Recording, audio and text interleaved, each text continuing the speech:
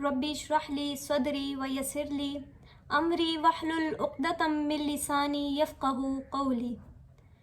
आज मैं आपको बताऊंगी सूरह बकरा की आयत नंबर 217, जिसका तर्जुमा है, लोग आपसे हुर्मत वाले महीने के बारे में पूछते हैं कि उसमें लड़ाई करना कैसा है। आप कह दीजिए कि उसमें लड़ाई करना बहुत बड़ा गुनाह है। लोगों को अल्लाह के रास्ते से रोकना, अल्लाह के साथ कुफ्र करना, मस्जिद हराम से रोकना और हरम के रहने वालों को वहाँ से निकालना अल्लाह के यहाँ उससे भी बड़ा गुनाह है, और फितना अंगेज़ी कत्ल से भी बड़ा जुर्म है। और काफिर तुमसे हमेशा लड़ते रहेंगे यहाँ तक कि उनका बस चले तो वो तुम्हें तुम्हारे दीन से फेर दें। और तुम में से जो शख्स अपने दीन से फिर गया और हालत कुफ्र में मर गया तो उन लोगों के अमाल दुनिया और आखिरत में तबाह व बर्बाद हो गए और वो जहन्नमी हैं और उसमें हमेशा रहेंगे। ये आयत हज़रत अब्दुल्ला बिन हज्जश रज़ी अल्लाह ताला अन्हु के बारे में नाजिल हुई कि ग़ज़वा बदर से 2 माह पहले नबी पाक सल्लल्लाहु अलैहि वसल्लम ने उनकी सरबराही में 8 लोगों को भेजा और एक ख़त दिया था कि जब 2 दिन का सफ़र कर लो तो फिर उस वक्त इस ख़त को खोलना। तो हज़रत अब्दुल्ला बिन हज्जश रज़ी अल्लाह ताला अन्हु अपने साथियों को लेकर सफ़र पर निकल पड़े। तो जब उन्होंने 2 दिन का सफ़र तय कर लिया और रास्ते में पड़ाव डाला तो तब उन्होंने उस ख़त को खोला। अब उस ख़त में क्या लिखा हुआ था कि तुम अपने आदमियों से पूछ लेना, अपने साथियों से पूछ लेना, जो तुम्हारे साथ सफ़र पे जाना चाहें तो ठीक है, अब अगर जो ना जाना चाहें तो उन पर ज़बरदस्ती नहीं करनी। और जब तुम वादी नखला में पहुंच जाओ तो वहाँ कुरैश का जो काफ़िला आ रहा है तुम उस पर घात लगा कर बैठ जाना और उनके हर हाल की हमें ख़बर देना आकर। ख़त पढ़कर हज़रत अब्दुल्ला बिन हज्जश रज़ी अल्लाह ताला अन्हु ने कहा कि जो हमारे साथ आना चाहे वो आ जाए, मतलब किसी पर ज़ोर ज़बरदस्ती नहीं है। और फिर नबी पाक सल्लल्लाहु अलैहि वसल्लम के हुक्म के मुताबिक वो वादी नखला में ठहर गए और उन्होंने उस काफ़िले का इंतज़ार किया। तो जब देखा कि कुरैश का वो काफ़िला आ चुका है और वो 4 लोग थे और अपने साजो सामान के साथ थे, तो उन्होंने फिर ये सोचा कि ये तो हुर्मत वाला महीना है, मतलब इसमें जंग नहीं हो सकती। तो लेकिन फिर उनके दिमाग में ये बात आई कि अगर हमने इस पर उनको ना रोका तो ये लोग शाम तक तो हरम में दाखिल हो जाएंगे। इसीलिए वो ये सोचकर उन पर हमला कर दिया और एक शख्स को कत्ल कर दिया और 2 को कैदी बना कर ले आए, और जो एक शख्स था वो वैसे ही भाग कर मक्का चला गया। हज़रत अब्दुल्ला और उनके जो दीगर साथी थे उन्होंने उन कैदियों को लिया और उनका जो साजो सामान था वो भी ऊँटों पर सवार किया और वो लोग वहाँ से निकल पड़े। तो जब वो मदीना पहुँचे तो नबी पाक सल्लल्लाहु अलैहि वसल्लम ने उनके इस अमल को सख्त नापसंद किया और कहा कि मैंने तुम्हें ये नहीं कहा था कि उन पर हमला करो, मैंने सिर्फ ये कहा था कि उनके हाल की ख़बर देना हमें। तो मतलब नबी पाक सल्लल्लाहु अलैहि वसल्लम ने उनके अमल को पसंद नहीं किया। तो ये बात सुनकर वो सख्त परेशान हुए कि हमने तो नबी पाक सल्लल्लाहु अलैहि वसल्लम के हुक्म की ख़िलाफ़ वर्जी कर दी। और जो बाकी सहाबा थे उन्होंने भी ये बात कहना शुरू कर दी कि ये वो लोग हैं जिन्होंने नबी पाक सल्लल्लाहु अलैहि वसल्लम के हुक्म पर अमल नहीं किया।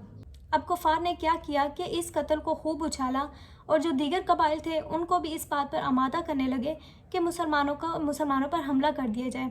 अब ये सारे हालात देखते हुए हज़रत अब्दुल्ला और उनके जो दीगर साथी थे वो सख्त परेशान हुए। तो अल्लाह ताला ने उस पर यह आयत नाज़िल फरमा दी और उनको इस सारे मामले से बरी कर दिया। नबी पाक सल्लल्लाहु अलैहि वसल्लम पर जब ये आयत नाज़िल हुई तो वो हज़रत मोहम्मद सल्लल्लाहु अलैहि वसल्लम भी खुश हो गए और जो माल था वो बतौर हदिया के तौर पर रख लिया और जो कैदी थे उनको आज़ाद कर दिया, क्योंकि वो कैदी हुर्मत वाले महीने में कैद किए गए थे। तो नबी पाक सल्लल्लाहु अलैहि वसल्लम ने इस चीज़ को नापसंद किया और उनको आज़ाद कर दिया। अब कुफ़ार ने क्या किया कि इस कत्ल को इतना उछाला कि अब मुसलमान जो है वो हुर्मत वाले महीने में भी कत्ल करने लगे हैं।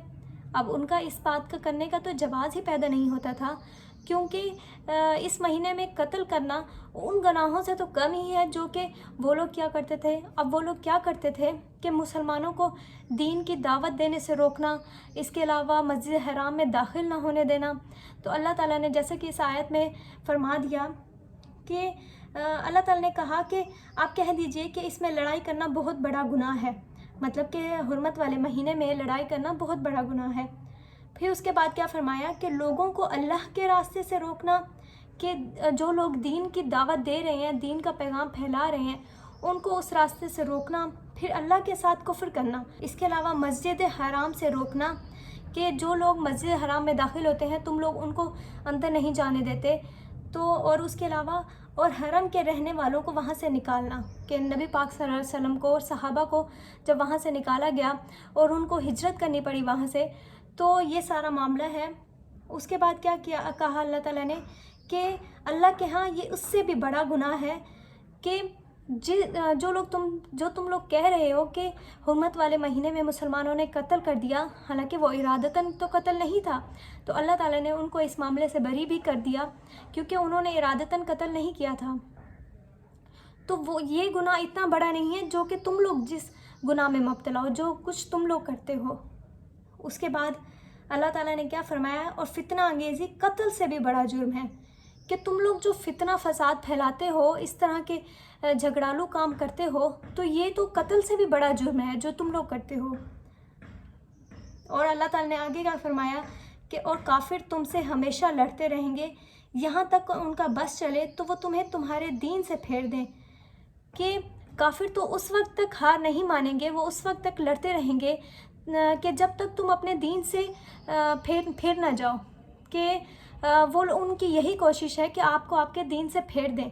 تو اللہ تعالیٰ نے آگے فرمایا کہ اور تم میں سے جو شخص اپنے دین سے پھر گیا اور حالت کفر میں ہی مر گیا تو ان لوگوں کے اعمال دنیا و آخرت میں تباہ و برباد ہو گئے اور وہ جہنمی ہیں اور اس میں ہمیشہ رہیں گے۔ تو اللہ تعالیٰ نے پھر آگے یہ بھی بتا دیا کہ اگر تم میں سے کوئی ایسا شخص جو کہ پھر ان کے پھیرنے کی وجہ سے اپنے دین سے پھر گیا تو پھر وہ جہنمی ہے اور اس میں ہمیشہ رہے گا۔ تو کافروں کی یہی کوشش تھی کہ وہ فتنہ و فساد پھیلاتے رہیں اور خون ریزی کرتے رہیں، اور مسلمانوں کو ان کے جو وہ دین پھیلا رہے ہیں مسلمان، ان کو اس کام سے روکیں۔ تو اللہ تعالیٰ نے یہی بتایا کہ جو تم لوگ فتنہ و فساد پھیلا رہے ہو یہ تو قتل سے بھی بڑا جرم ہے۔ امید ہے کہ یہ سارا واقعہ آپ کو سمجھ آ گیا ہوگا کہ یہ آیات کس وجہ سے نازل کی گئی تھی۔ وما علینا الا البلاغ المبین۔